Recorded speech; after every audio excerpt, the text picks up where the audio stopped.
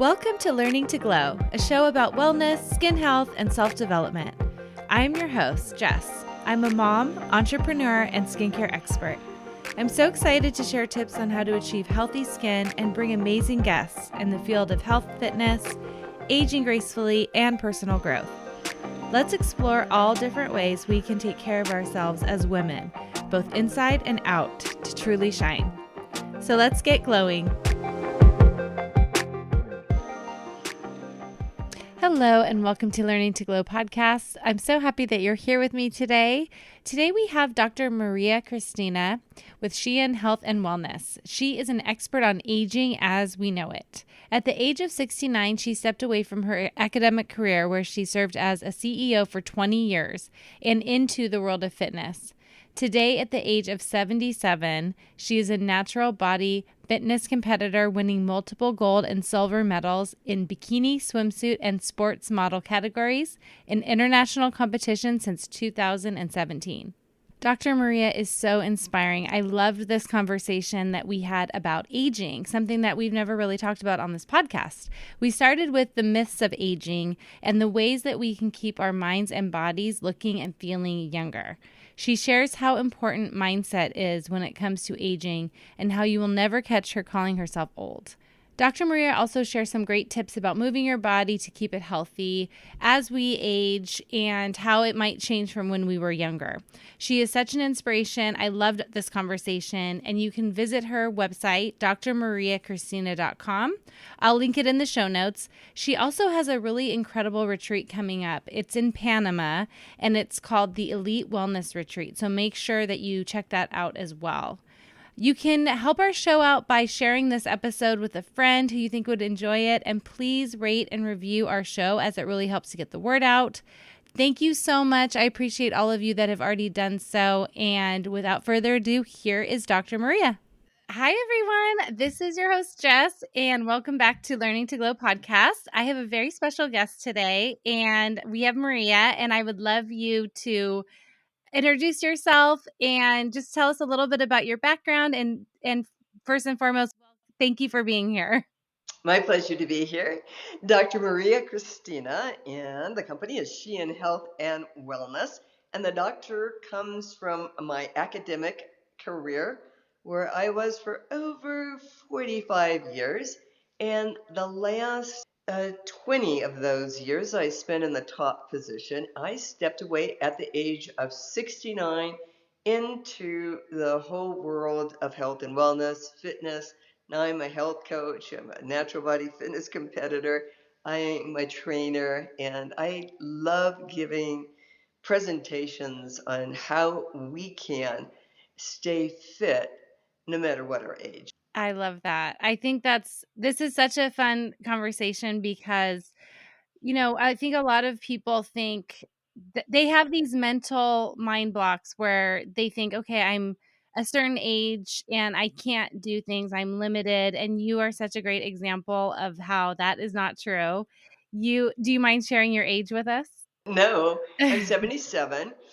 And it's funny that you mentioned that because I recently did a post and I called it Giving In to Giving Up. And it's something that we seem to do as we get a little bit older. And around 50, we're thinking, oh my. And then I worry about that because you think you're old. If you think you're old at 50, what will 70 be like, let alone 77? So, yeah, we often look around and see that we're not making much progress, but neither is anyone else around us the same age. And so at some point we give in and give up. And so I'm on a mission to let women know that there's no point in giving up. And I see the changes in my clients every day. And they haven't given up, and they've turned back time, and so have I. So today I'm stronger and more energized than I was 20 years ago. And we would think that that's not possible, but it absolutely is. That's incredible. You look amazing. I know. Thank you. I know you wanted me to say something about the myths of aging. So let me go into that if you want me to. Yes, please. I think there are a number of myths, and the first one I already mentioned, and that's I'm too old. So, if centenarians or people at the age of 100 can pick up little light weights and gain back some muscle mass, then anyone can. Okay, so that's that mentality, I'm too old. That's a myth. The other myth is that we're going to lose our cognitive um, acuity as we age. And that's not true either. There's a lot of research about brain health, and the two are really coordinated. We're a integrated entity. So the brain and body work together. So what you're doing for your body, you're doing for your brain. So you do not have to decline cognitively. You There are a few things you need to do in terms of positive relationships, but the other things really are about what you do to age in a healthy way. The third myth, I think, is that you're going to lose your balance. Mm. And that doesn't, and everyone fears that. So you're in a group of ladies over 50, over 60, everybody's talking about a break, a spring, or whatever. And it's not true that that needs to happen. So you can intervene.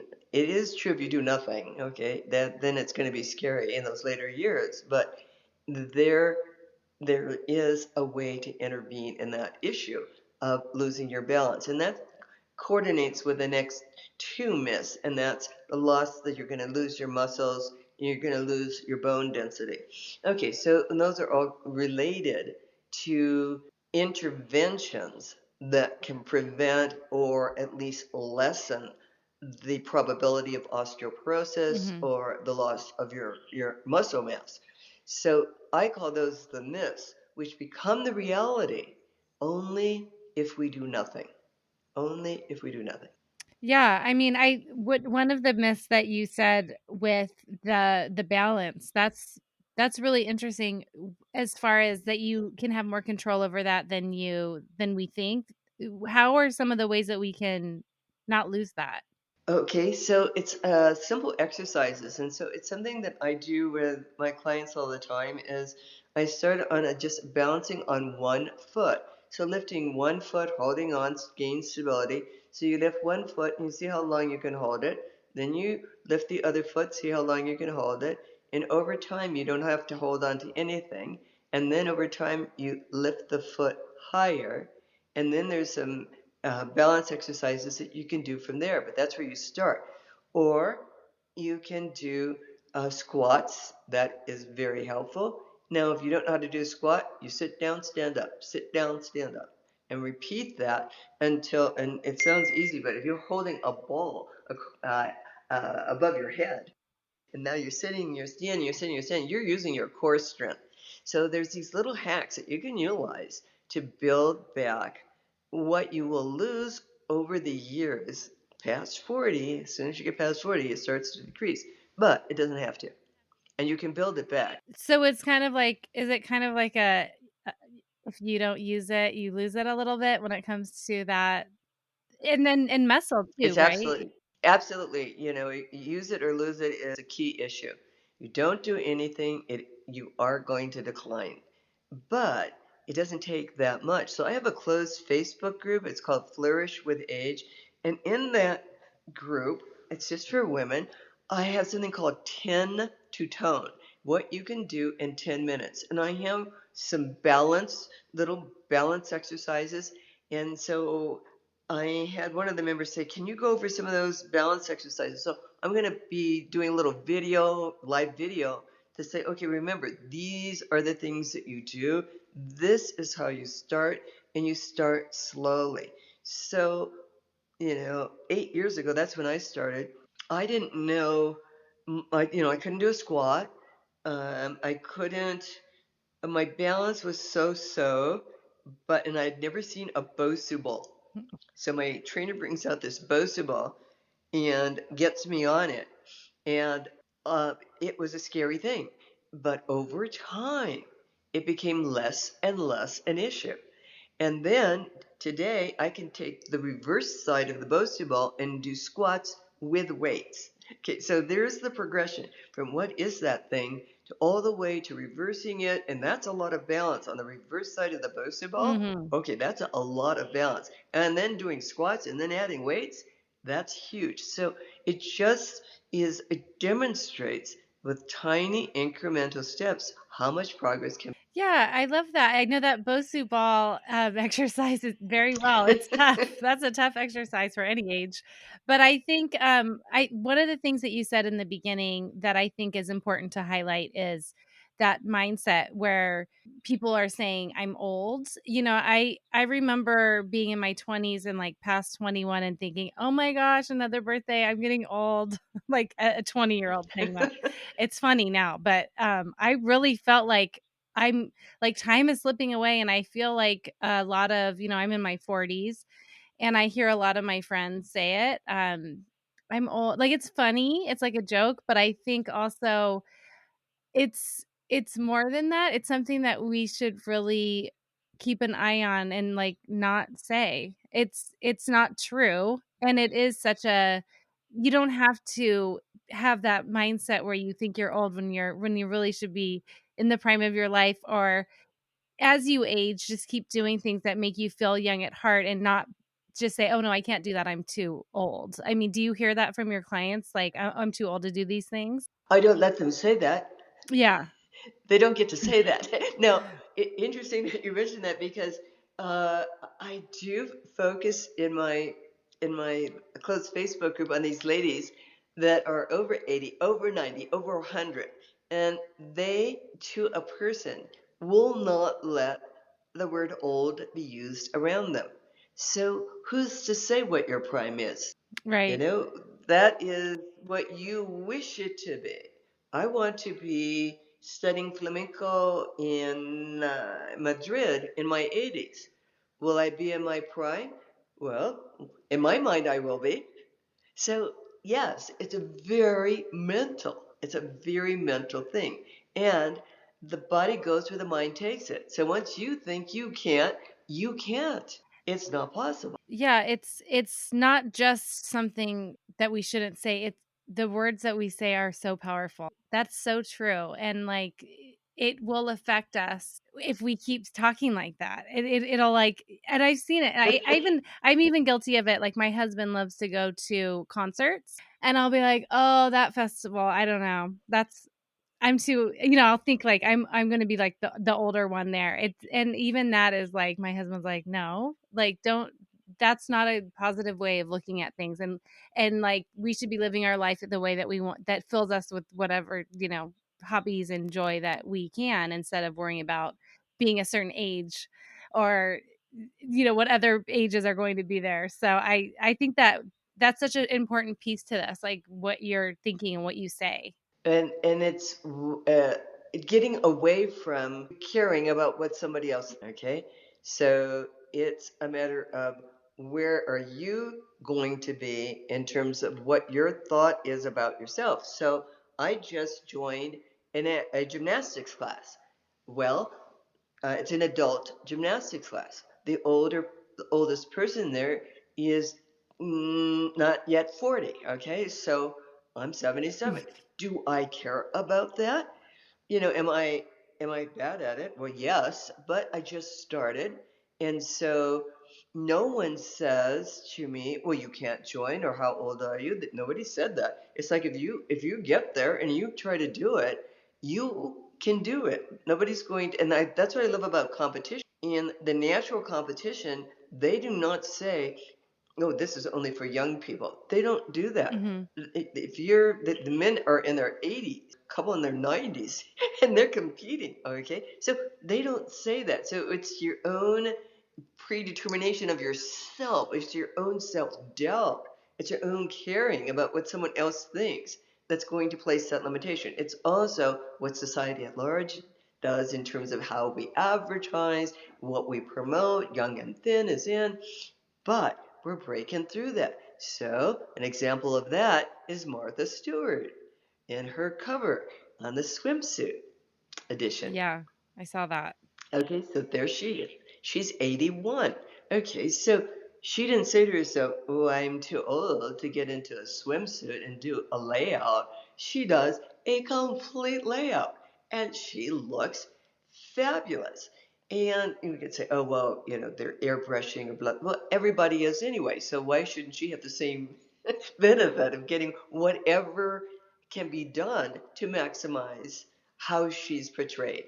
But the exciting thing for me is to see that there was a recognition that a person over 80 could have the same level of exposure and appreciation as anyone young and thin. Yes, I think, like, I love your story about the, going to a gymnastics class because I feel like that's also another way to keep your brain healthy, is trying new things, challenging your brain because I'm sure, like, learning new things or trying new things at every age is just going to help you just keep your brain healthy. And I remember, like, I remember my grandparents, my grandmother would just spend a lot of time watching TV and she didn't really have any hobbies.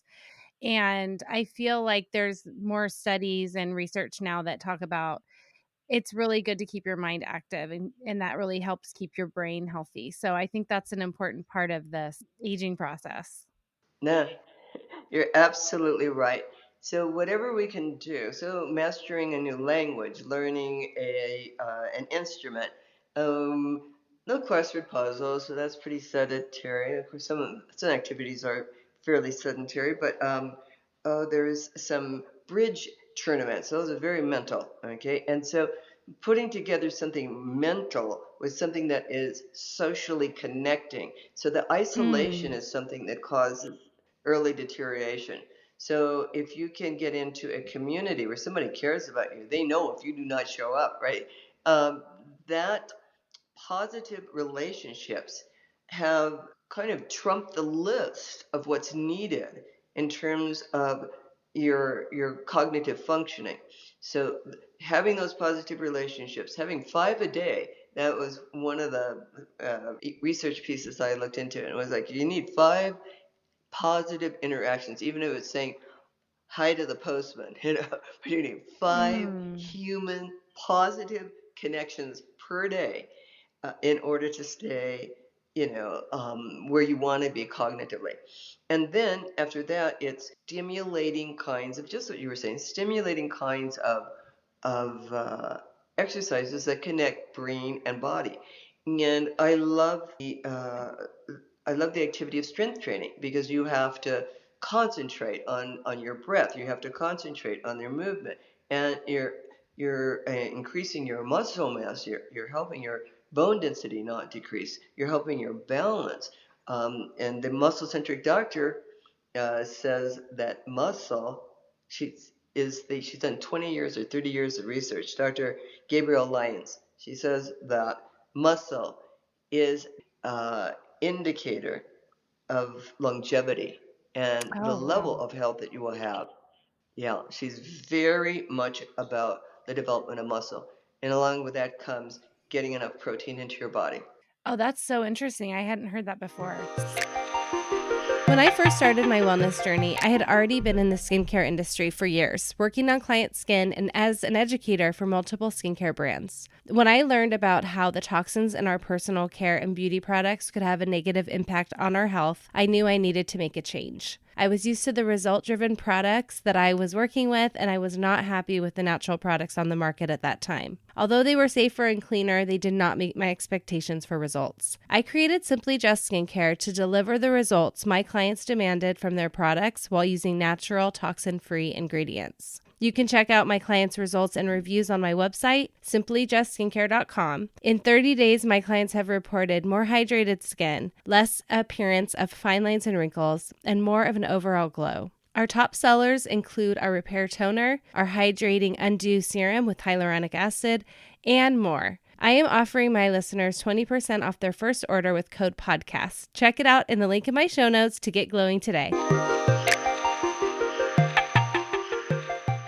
The next question I have for you, and you mentioned your group is called Flourishing with Aging. Give us some tips for how to do that. So, we talked about like the mindset piece and keeping your brain healthy, but what are some other ways? And also, how does it look a little bit different when you're trying to build muscle and you're over 50 or 60 or 70? Is there different things that we need to be careful about or worried about, or any tips in that regard? Okay, so you can start strength training at any age, and the Mm-hmm. biggest tip is to start with an experienced trainer. So someone that has worked with an older body, because you can't train an older body the same way that you train a younger body. Like I Mm-hmm. don't do high intensity training intervals. I just don't do that. It's not necessary for my older population. It's not good for my body.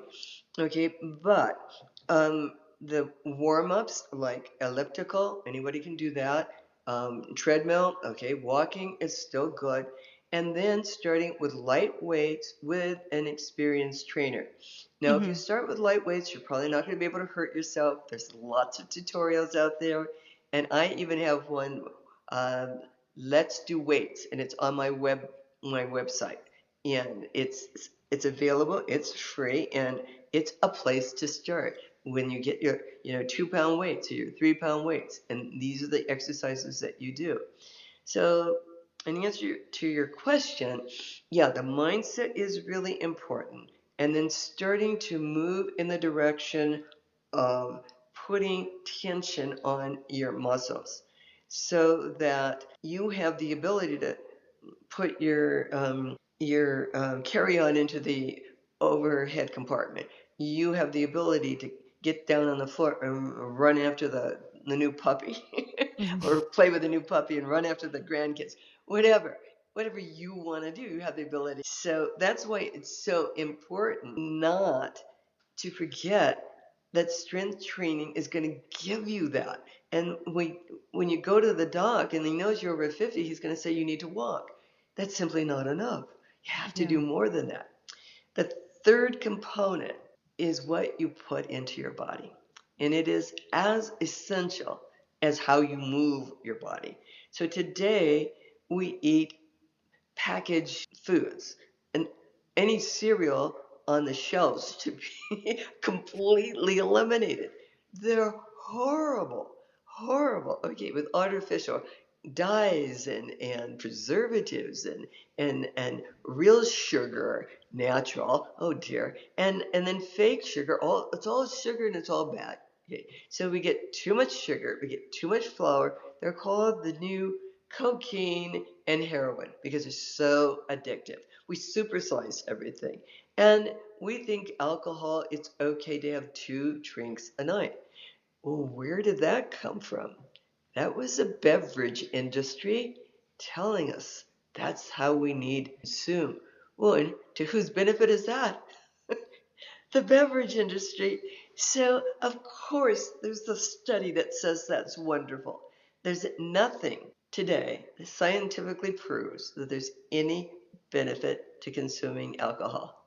As fun as it is, there is no health benefit. So, we have to be intentional. So, that doesn't mean you can never have a glass of wine or never have a glass of. No, but it does mean you have to be intentional, understanding that that's a toxin going into your body. That's what it is. Yeah, And and you can and make the I think decision. yeah, I think with alcohol too, it's just being aware of that fact, right? Like if you want to indulge and have something, don't fool yourself into thinking it's a health food because there was a long time where people thought that, it's like, I'm having a glass of wine. This is like amazing for my heart. And that's not our fault for thinking that, but it's not the case. And it's like be realistic about that and the choices that you make. And I do feel like if you treat it like that and know what it really is, that is a good way to make decisions from there. Absolutely. Well, what happens to us is that we get seduced by the marketing. It's so slick, and everything can say natural, and that's not regulated in any way. And everything can say non-fat, and that's not that helpful because what are they putting into it to make it okay, taste okay? So we're getting we're we're being fed lies, according to Vanna Hari, and she wrote the book "You Lies," and it's all about how we're more. Yeah. Yeah. I think that's important to be aware of all of that. That is definitely the first step. And there's so much more knowledge now. Like we're way more aware of what's going on with our food and everything like that than we used to be. There's so much more information and people putting out the information. So that's good because I feel like that's the first step. But um when you work with clients, do you also look at making sure they get enough protein? Because I'm sure that's something, and I don't know if this is correct, but I've heard that once you get older, you actually need more protein than you did before. Yes, that is correct. You absolutely do. And so it is one of the first things I start talking to my clients about because most of them don't track it Mm, and don't think it's important or don't know that it's important, but our bodies metabolize protein a little bit differently according to most of the researchers that study protein and how it impacts our bodies. They say that yeah, we metabolize it a little bit differently. And so we can take more or should have more. So bodybuilders in that community have always felt and always said, well, you should have as many grams of protein as you have pounds of weight. So your weight and your gram protein intake should be the same. Well, the muscle centric doctor, she says the same thing. She says it should be that high. Now, if you look at the recommended dose, it's about half that. It's about half of what you would think would be uh, the uh, the optimum level of protein. So there is a big uh, divide, I would say, in beliefs about how much protein you should have. So it depends on the researcher you go with. I am looking at the muscle centric doctor and her research over 30 years, and then there's Sinclair out of Harvard, and then Huberman out of Stanford, and they all are pretty much out of it in agreement that protein is a good thing and more is better. yeah. And I don't think people realize how little they have. I mean, I'm speaking from experience here. I recently started to, I wanted to see how much protein I was having. So I tracked for a week and I was really under eating protein. And I know that's really a key macro that I just, with the goals that I have and like healing from a few chronic illnesses that I was dealing with, I'm like, I really need to get this in. And I don't think people realize like you kind of, especially when you're new to, I don't know, compiling your plate and making sure that you have everything that you need. You have to kind of work at it. Like if you're not used to eating a lot of protein, you need to like be very mindful in the beginning, I feel like. I totally agree with that, and I think that most people, the average person, just doesn't give it a thought. And it isn't until you begin to actually track it that you figure out how much you're really intaking. My clients say, "Oh yeah, I'm getting enough. I'm getting enough." Oh, how much exactly? What are you what are you consuming? And they are amazed by Yeah. how little they're actually getting. Yes, I that's how I felt. I was like, "Wow." And now, it takes a little bit of getting used to and work in the beginning, but now it's like, "Oh, I can for sure I know what foods I need to eat to get to my goal." And the nice thing about it is that it helps you stay full. So, when I eat more protein, I'm like, I eat Absolutely. less. Yeah, it's wonderful. It is indeed, and this is something that, of course, bodybuilders have known for a long time. The more protein, the leaner that they can stay because they are consuming just the best level of fats possible. And they're putting maybe avocado. We're putting grass-fed butter. We're putting uh, uh,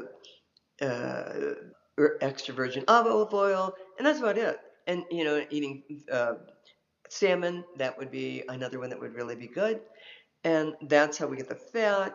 And now you have the bulk of what you're eating is your protein and then your healthy carbs, which can be some vegetables. And of course, you can have fruit as well. Yeah, I love those recommendations. I love the healthy fats too because I think it's a key ingredient for as we age and keep another like way to keep our brains healthy. And I think I've told this story on the podcast before, but my grandmother on my mother's side she had the most beautiful skin, and her brain was very healthy, and she took cod liver oil every single day for like her whole life. And I'm like, I am a believer because I see it. I saw she lived to be in her 90s and like very healthy brain and beautiful skin. I was astonished by how few wrinkles she had, to be honest. And she would just swear by it. And I said, Grandma, like, that's gross. I don't want to do that. She's like, just get over it and just take a swig. And now they have much better flavors than when she was a kid. So I love that. It is definitely a necessity. And when we have, trailblazers like you have one in your family, someone that you can say, okay, that's that's how it can be. It doesn't have to be that we believe we're going to become old and fragile or overweight, but that's how we stereotypically do age. And the question was asked of a very large group. This was Dr. Sinclair's group, where he asked, "How many of you want to live to the age of 100?" And like two hands in this audience of 2,000 went up. But when he changed it to how many of you want to live until 100 in the same level of health you are today, just about every hand went up. So what is that saying? Is that we assume the worst is going to happen to us. And so we don't want to be there when it does happen. We want to be Mm-hmm. gone. We don't want to live long. And that mentality hastens our departure and gives us a departure that is not one that we would desire. So what we do today is insurance for how we will live tomorrow.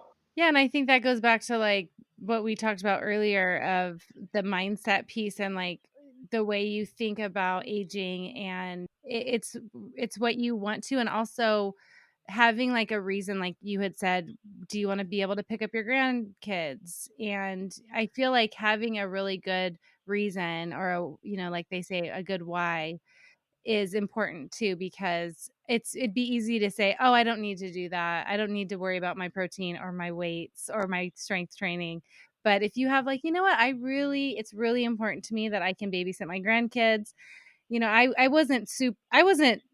don't know, maybe late 30s when I had my second child, and that's a little bit later than my, like, for example, my mom had me, but I really want to be able to do all of those things with my grandkids, which that could, who knows when that's going to be, so I definitely like have a good reason to stay in good health, I guess. You're absolutely correct. So the reason is paramount, because if you don't have the reason, then that's your motivation. That is your motivation.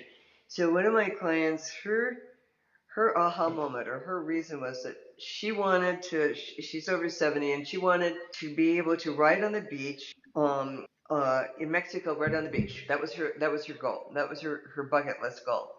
And she finally got a chance to do it, and it took two men to hoist her onto her horse. That was her moment. And today, that same lady is taking riding lessons without a problem, and nobody is helping her get on her horse. Oh, But that was her I love aha that. moment. Yeah, I love that. That's so amazing. And I think you are very inspiring. And I know you're inspiring to all of your clients that, obviously it can be done, and like stop saying that it can't. So, and just do it. And I love that. And I would love for you to share with us where everyone can find you. And I would love you to share like a website, anything that you want that my listeners can come and find you at. Okay, and as we end, let me say I have several things. Okay. The closed Facebook group is Flourish with Age, and I'll send you a link for that.